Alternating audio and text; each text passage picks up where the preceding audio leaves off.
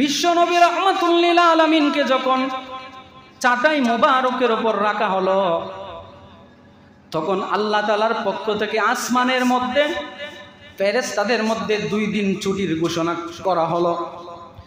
এক সাগরের মোহনার মাছ অন্য মোহনায় যেতে পারে না, কিন্তু বিশ্বনবী রাহমাতুল লিল আলামিন যেই দিন তিনি দুনিয়ায় পদার্পণ করেন, এক সাগরের মোহনার মাছ অন্য সাগরের মোহনায় গিয়ে সুসংবাদ দিয়েছে যে বিশ্বনবী রাহমাতুল লিল আলামিন দু জাহানের বাদশা দুনিয়াতে পদার্পণ করেছেন।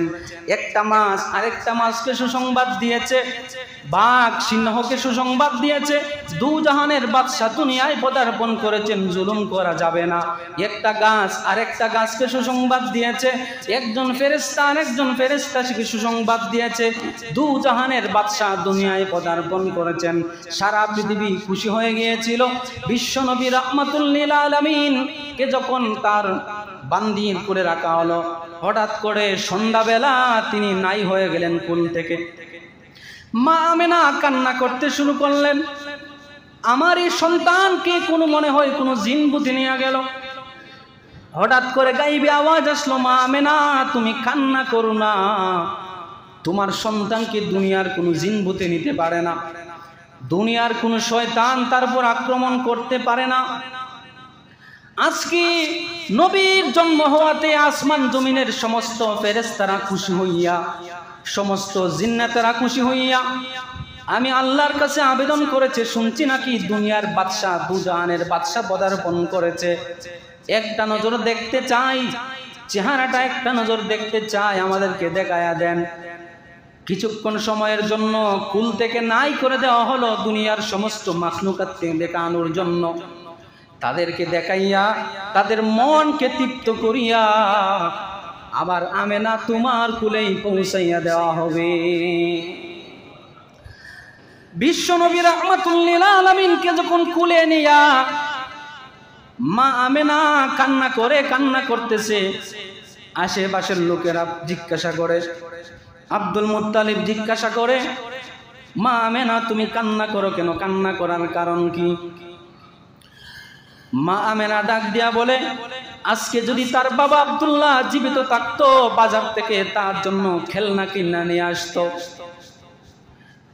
যেই মাত্র এই কথা বলছেন, কেন জানি আমার আল্লাহ মা আমেনার কান্না সহ্য করতে পারেন না। বিশ্বনবী সরকারে দু আলম হযরত মুহাম্মদ মুস্তাফা সাল্লাল্লাহু আলাইহি ওয়াসাল্লামকে আমার আল্লাহ ভালোবাসেন, বিশ্বনবীর কষ্ট হোক আল্লাহ সহ্য করতে পারেন না। যেই মাত্র মা আমেনা কান্না করে বলে, আজ যদি বাবা দুনিয়ায় থাকতো, বাজার থেকে সন্তানের জন্য খেলনা কিনা নিয়ে আসতো। মা আমেনার কানে কানে কে যেন বলতেছে, মা আমেনা কান্না করো না, আজকে যদি তোমার বাবা তার বাবা যদি জীবিত থাকতো, বাজার থেকে হয়তো সে প্লাস্টিকের অথবা মাটির কোনো খেলনা নিয়ে আসতো, এর থেকে বেশি কিনে আনতো না। মা আমেনা সন্ধ্যা হতে দে, দেখ তার জন্য আমি আমার আল্লাহ কি খেলনা দিয়া পাঠাই। সন্ধ্যা হতে দেরি আমার আল্লাহ আসমানের চাঁদকে খেলনা বানাইয়া পাঠাতে দেরি করেন নাই। বিশ্বনবী হযরত মুহাম্মদ মুস্তাফা সাল্লাল্লাহু আলাইহি ওয়াসাল্লামকে বাহিরে রেখে দেওয়া হলো যেন চন্দ্রের আলোটা শরীরের মধ্যে লাগে। মা আমেনা হঠাৎ করে দেখে আসমানের ওই চন্দ্রটা মাথার কাছে চলে আসছে। সন্তান এই ছোট্ট বালক যখন হাত নাড়ায় তখন চন্দ্র নড়তে থাকে, যখন পা নাড়ায় তখন চন্দ্র তার সাথে ডান্স করতে থাকে, নড়তে থাকে। আমার আল্লাহ ওই যে মা আমেনা বলেছিল যদি বাবা জীবিত থাকতো, বাজার থেকে খেলনা কিনে নিয়ে আসতো, আমার আল্লাহ আসমান থেকে চাঁদ পাঠিয়ে দিয়েছেন, যা আমেনার দুঃখ নিবারণ করে দে। আল্লাহ তাআলা এর জন্য চাঁদকে খেলনা বানাইয়া বিশ্বনবীর কাছে পাঠাতে দেরি করেন নাই। এবার মা আমেনা কান্না করে, কেন কান্না করো রে মা? বলে, আজ যদি বাবা জীবিত থাকতো, আমার ছোট্ট সন্তানকে নিয়ে একটু ঘোরাফেরা করতো, নানার বাড়িতে যাইতো, বাজারের অলি গলিতে ঘুরতো। আমার আল্লাহ এটাও সহ্য করতে পারেন নাই। মা আমেনার কানে কানে যেন বলে দেন, ও মা আমেনা কান্না করো না, তোমার তার বাবা যদি জীবিত থাকতো, বেশির থেকে বেশি নানার বাড়ি, বেশির থেকে বেশি মামার বাড়ি, বেশির থেকে বেশি বাজারে ঘুরতো। কিন্তু আমি বিশ্ব নবী রাহমাতুল লিল আলামিনকে আমার আল্লাহর বাড়িতে সরাসরি নিয়ে যাব। কেমন ভাবে নিয়ে যাব? আমি প্রথমে মসজিদে আকসা নিয়ে যাব। প্রথম আসমান, দ্বিতীয় আসমান, তৃতীয় আসমান, চতুর্থ আসমান, পঞ্চম আসমান, ষষ্ঠ আসমান, সপ্তম আসমান, সিদরাতুল মুনতাহা, লৌহ কলম, আরশ, জান্নাত, জাহান্নাম সব কিছু আমি ভ্রমণ করাইব। বাবা যদি জীবিত থাকতো হয়তো শুধু মামার বাড়ি নানার বাড়ি ঘুরতো, কিন্তু আমি আল্লাহ স্বয়ং সারা পৃথিবীকে তার চোখের সামনে দেখাইয়া তার অন্তর শান্ত করে দিব।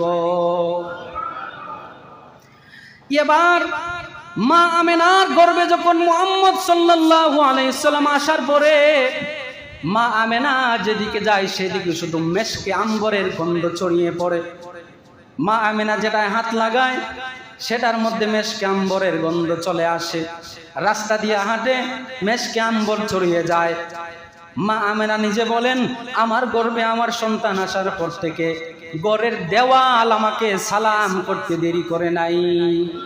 রাস্তা দিয়া যাই, আমার এই পিপিলিকা গাছ আমাকে সালাম করে।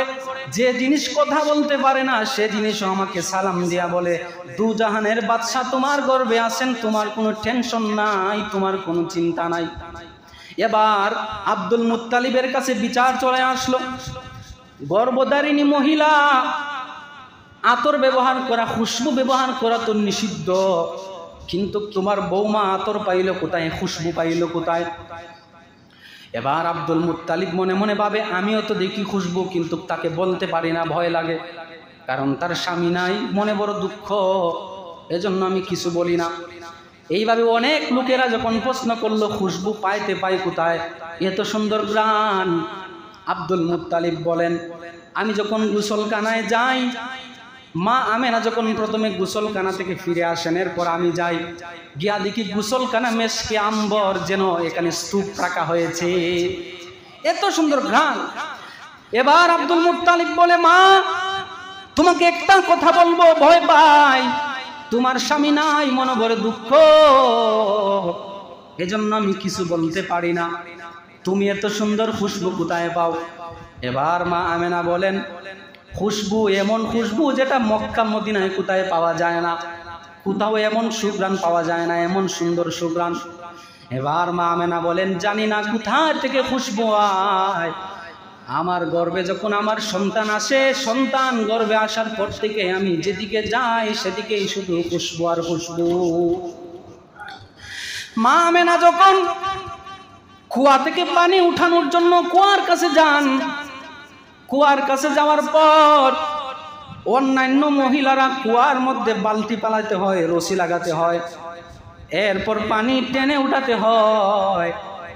মা আমেনা যখন কুয়ার কাছে দাঁড়ান, বালতির প্রয়োজন হয় না, রশির প্রয়োজন হয় না, কুয়ার পানি কলকলাইয়া উপরে উঠে যায়। এবার অন্যান্য মহিলারা বলে, মা আমেনা তুই বাড়িতে যাস না, তুই কুয়ার কাছে একটু দাঁড়ায়া থাক, আমরা পানি ভর্তি করে নেই, তুমি যখন বাড়িতে চইলা যাও কুয়ার পানি নিচে চইলা যায়, তখন আমরা বালতি রশি লাগাইয়া উঠাতে হয়। যেই মাত্র নবীজি দুনিয়ায় পদার্পণ করেছেন, নামাজের সুরতে নবীজি বৈশা পড়েছিলেন, আত্তাহিয়াতুর সুরতে বসে পড়েছিলেন, আসমানের দিকে হাত উঠাইয়া কি জানি বলতেছিলেন, মা আমেনা সেটা অনুভব করতে পারেন নাই। ওই সময়ের জামানার একটা নিয়ম ছিল, গ্রাম থেকে মহিলারা মক্কায় এসে সন্তানদেরকে নিয়ে লালন পালন করার জন্য নিয়ে যাইত। এটা ছিল আরবদের নিয়ম। হালিমা সাদিয়া, যিনি বিশ্বনবীর দুধ মাতা, তিনি বলেন, আমি সন্তান আনার জন্য আমি একটা দুর্বল গাধার উপর সওয়ার হইয়া সাদ গোত্রের মহিলাদের সাথে মক্কায় চলে গেলাম সন্তান আনার জন্য। এবার যখন আমি চইলা যাই, সব মহিলারা একটা একটা করে সন্তান নিয়ে গেল লালন পালন করার জন্য। এটাই ছিল আরবদের নিয়ম। মক্কা ছিল শহর, সেখানে ছিল আবহাওয়া তেমন ভালো ছিল না। তায়েফ থেকে মহিলারা এসে ছোট্ট ছোট্ট সন্তানদেরকে লালন পালন কইরা বড় বানাইয়া আবার মায়ের কাছে ফেরত পাঠাতো। এবার হালিমা সাদিয়া বলেন, আমি সাদ গোত্রের মহিলাদের সাথে আমি রওনা হয়ে গেলাম। আমিও একটা সন্তান আনবো, লালন পালন করব। লালন পালন করার পরে তারা উপহার উপঢৌকন দিবে। আমি যখন মক্কায় পৌঁছিয়া যাই, বিশ্বনবী রাহমাতুল লিল আলামিনের কাছে যখন অন্যান্য মহিলারা আসে, কেউ নিতে চায় না। কেন নিতে চায় না?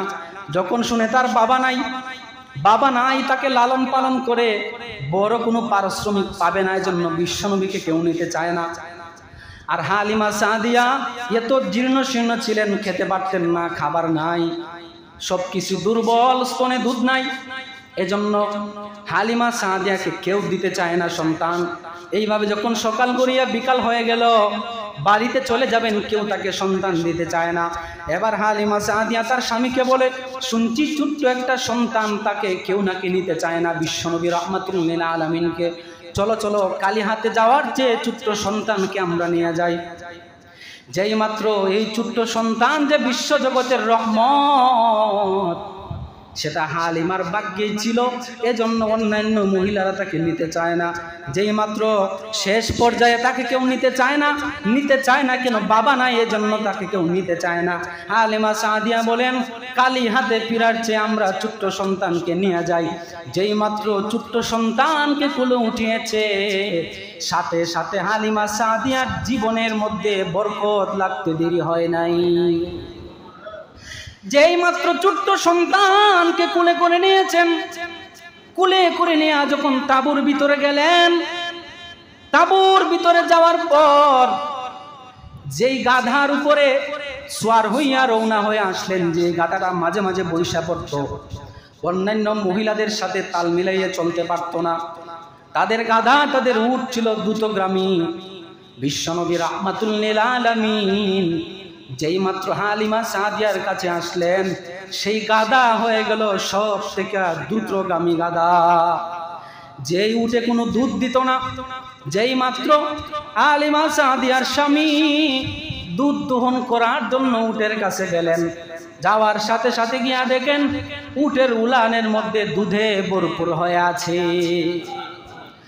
হালিমা সাদিয়ার আরেকটা সন্তান ছিল, নাম হলো আব্দুল্লাহ। যে আব্দুল্লাহ এমন কোনো রাত নাই, প্রতিদিন রাত কান্না করত, কারণ মায়ের স্তনে দুধ নাই। হালিমা সাদিয়া বলেন, আমার এই সন্তানকে আমি রাতের বেলা খুলে করে খুলের মধ্যে বসাইয়া সারা রাত কাটাইয়া দিতাম। খাবার নাই, কান্না, শুধু কান্না আর কান্না করত। কিন্তু বিশ্বনবী রাহমাতুল লিল আলামিন যেই দিন হালিমা সাদিয়ার ঘরে আসলেন, আব্দুল্লাহর মা হালিমা সাদিয়ার স্তনে দুধে ভরপুর হয়ে গেল। রাতের বেলা মুহাম্মদ সাল্লাল্লাহু আলাইহি ওয়াসাল্লাম এবং আব্দুল্লাহ উভয়ে দুধ পান করে তৃপ্তি সহকারে ঘুমিয়ে পড়লেন। হালিমা সাদিয়া বলেন, আব্দুল্লাহ জন্মগ্রহণ করার পর থেকে আমি এই রাত যে ঘুমিয়েছি, এই রাতের মতন আরামদায়ক রাত আর আমি কোনোদিন পাই নাই। এবার হালিমা সাদিয়া গাধার উপর আরোহণ হইয়া ছুটবেন তায়েফের দিকে, মক্কা থেকে রওনা করে দিবেন। যেই গাধাটা ছিল এত জীর্ণ শীর্ণ, হাঁটতে পারতো না, মাঝে মাঝে বৈশা পড়ত। অন্যান্য মহিলারা বলতো, বিরক্ত গীত করছিল যে কেমন একটা গাধা নিয়ে আসছো, আমাদের সাথে চলতে পারে না, বৈশা পড়ে। যেই মাত্র বিশ্বনবী রাহমাতুল লিল আলামিনকে গাধার উপর উঠানো হলো, এই গাধা এত দ্রুত দৌড়তে আরম্ভ করলো, সব মহিলাদের গাধাকে ছাড়িয়ে খুব দ্রুতই বাড়িতে পৌঁছে গেল। অন্যান্য মহিলারা বলতে লাগলো, এই তো হালিমা সাদিয়ার গাধা, যেই গাধাটা মাঝে মাঝে বৈশা পড়তো, কিন্তু এটা এত দ্রুতগামী কি করে হয়ে গেল তারা বুঝতে পারতেছিল না। বিশ্বনবী রাহমাতুল লিল আলামিন দুনিয়াতে যখন পদার্পণ করেন, মানুষ যখন আস্তে আস্তে বড় হয়, আম্মা আব্বা ডাকতে শুরু করে, কিন্তু বিশ্বনবী সর্বপ্রথম তার জবান মোবারক থেকে উচ্চারিত হয়েছিল আল্লাহু আকবার কাবীরা ওয়ালহামদুলিল্লাহি হামদান কাসীরা ওয়া সুবহানাল্লাযী বুকরাতান ওয়া আসীলা। এই বিশ্বনবী রাহমাতুল লিল আলামিন, যেই নবীর জীবনের শুরু থেকে নিয়ে শুধু রহমত আর রহমত, শুধু অলৌকিক ঘটনার ঘটনা, ওই নবীর সাথে দুনিয়ার কোনো মানুষের তুলনা হতে পারে না। আজ ওই নবীর আদর্শকে আমরা জবাই করতেছি, নবীর আদর্শ মতো আমরা চলতেছি না। যেই নবী রাহমাতুল লিল আলামিন হাসরের ময়দানও শুধু উম্মতি উম্মতি বলে কাঁদবেন। আমার আল্লাহ দুনিয়াতে কত কষ্ট নবীজি করে গেছেন। নবীজি যখন নাই হয়ে গেলেন, কোথায় চলে গেলেন? ওমর, আবু বকর, উসমান খুঁজে পায় না। গিয়া দেখেন পাহাড়ের ভিতরে সেজদায় পড়ে কান্না করেন। কেন কান্না করেন গো নবীজি? কান্না করতেছি আমার উম্মতের কি হবে, উম্মতের কি হবে? আমি যখন দুনিয়া থেকে চলে যাব আমার উম্মতের জিম্মাদারি কে নিয়ে নেবে? আমার আল্লাহ সান্ত্বনা দিয়া বললেন, আনা কাফিলুম মিনহুম, আজ থেকে টেনশন করবেন না নবী, আপনি দুনিয়া থেকে চলে গেলে উম্মতের দায়িত্ব স্বয়ং আমি আল্লাহ গ্রহণ করে নিলাম। আজকে নবীর আদর্শকে আমরা জবাই দিতেছি। যেই নবী জন্ম থেকেই শুধু খুশবু আর খুশবু, জন্ম থেকেই শুধু শিক্ষা আর শিক্ষা, ওই নবীকে আজ আমরা চিনতে পারলাম না, ওই নবীর আদর্শকে আমরা চিনতে পারলাম না। যেই নবীর উসিলায় দুনিয়াকে সাজানো হলো, যেই নবীর উসিলায় আমরা ইমানদার বেঈমান, যেই নদী থেকে মাছ খায়, ইমানদার বেঈমান একই জায়গা থেকে মাছ খেতেছে, ফল খেতেছে, কিন্তু কোনো অসুবিধা নাই। কেন অসুবিধা নাই? আমার নবীজি দোয়া করেছিলেন আকস্মিক গজবে যেন আমার উম্মত ধ্বংস না হয়ে যায়। তো নবীজি প্রতিটা ক্ষেত্রে আমাদের জন্য কল্যাণের দোয়া করেছেন। নবীজি আমাদের জন্য যা নিয়ে আসছেন সব আমাদের জন্য কল্যাণ, আমাদের জন্য রহমত। বৈজ্ঞানিকরা প্রতিটা জিনিস এখন মিলিয়ে দেখেছে। কেন নবীজি বলেছেন মিসওয়াকের কথা? কেন নবীজি বলেছেন গিলাকুলুফের কথা? কেন নবীজি বলেছেন ঘন্টার উপরে পোশাক পরিধান করার কথা? বৈজ্ঞানিকরা প্রতিটা কথা মিলিয়ে দেখেছে, একটা কথাও ফেলে দেওয়ার নয়। প্রতিটা কথা উম্মতের জন্য এক রহমত, এক কল্যাণ। কল্যাণ ছাড়া নবীজি জীবনে একটা কথাও ফাউল কোনো কথা বলেন নাই, অনর্থক কোনো কথা নবীজির জবান দিয়ে কখনো উচ্চারিত হয় নাই। যাই হোক, আমরা আস্তে আস্তে নবীজির জন্ম, নবীজির সিরাত, নবীজির আদর্শ আমরা আলোচনা করব।